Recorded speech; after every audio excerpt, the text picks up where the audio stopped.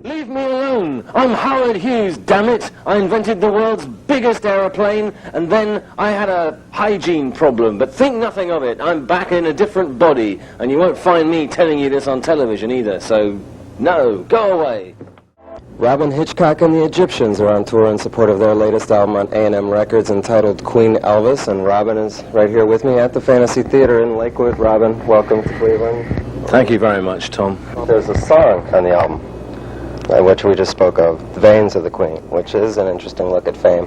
To me, it is an interesting look at fame and the fact that they don't exist. Is that what you're trying to bring about? Well, yeah, once you get big enough, you may not exist at all, you know. Once you're on everybody's wall, who knows whether you actually, you know, whether you actually have a body at all. I mean, the bigger you are, the less you are, really. Once you're a poster, or once you're on a piece of newspaper, you know, you can just be on the floor when the floor's been washed. They'll wash the floor and then they'll put down sheets of newspaper and it'll have photographs of all those people on it, you know, or Gorbachev or Madonna or someone like that. Do you have any feelings towards people that are stuck in that rut, so to say? Do you sympathize with them? Yeah, I do. But I mean, the thing is, the Queen didn't choose it, you know, she didn't choose to be, she was born to it. And she's grown up in an era, or lived in an era, when the media is now, in the latter part of her life, 10 times as powerful as they were when she was a little girl, being groomed to sit properly and hold her teacup or whatever. You know, the media, I mean, the royal family have had to adapt to the media like everybody else. I'm not a royalist or anything, I'm just commenting on it. I don't believe in sort of storming Buckingham Palace. You don't think it's going to solve anything. Let's get back to the album, produced by yourself and one of your associates, Andy. Me and Andy, yeah. Is it more gratifying to you to produce yourself? It's not so much gratifying, it's simply that it's very dangerous to delegate.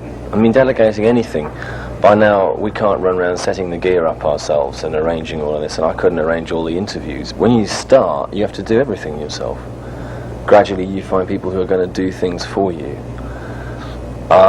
If someone produces you, someone else is in charge of your record and the buck stops with them, you can always say, well, it wasn't much of a record, but I didn't produce it. So really, if you want the responsibility, you've got to produce it yourself. And what is your process in the studio? Do you have an idea of what your songs have to sound like, or are you open to finding new things in the studio and sort of writing as you go? Well, what we tend to do is record the song live with the guitar, bass and drums, repair any mistakes, and then put the voice on and see what else it needs. It's very primitive. We don't work from grooves or anything like that. That's why we're so old-fashioned, you know. We still work from a written song with a middle eight and maybe a guitar solo or something. I noticed that certain songs or pieces of songs on the new album were recorded live in the studio, and do you prefer to work that way? Oh, ideally, completely. I mean, I'm making an acoustic record which is going to be completely live, with very few overdubs and very little input from anyone else saying that's out of tune or whatever. Because I think I believe in the performance. That's why we're better live than on record, because on record we still have to drop things in all the time. But Andy and Maurice have got much more. They're burdened with taste, which is something I didn't used to share, and even now I have comparatively little taste. The song Swirling, about a state of detachment. Yeah. Do you tend to detach yourself when you're performing or writing? Detach yourself from things around you, from normalcy of life? Well, I don't know. That's a bit like saying, are you detached when you're dreaming? I mean, in some ways you're just recycling what's happening around you and what has happened to you. You're perhaps reinterpreting life rather than completely detaching yourself from it, if you like. And for me, the two processes are pretty similar, I guess.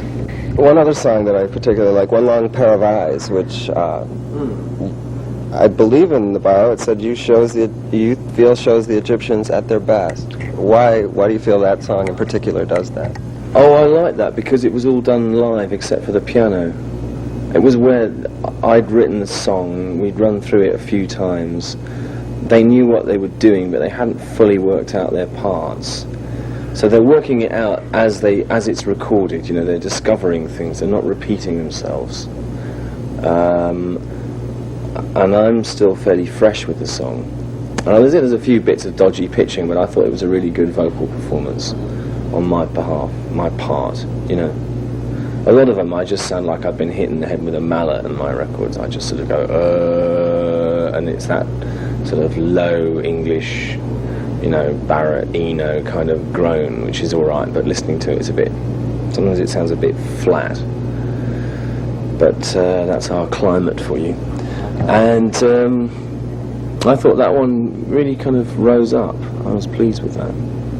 And I like what overdub there is, which is a bit of vocals, me and Andy playing piano and a soup song of Triangle. And you know, I mean, I was singing it with the acoustic guitar, which you're just not allowed to do anymore now. You can't. I don't think anyone's allowed to do that now. I don't even know if they let Bob Dylan do it when he makes records.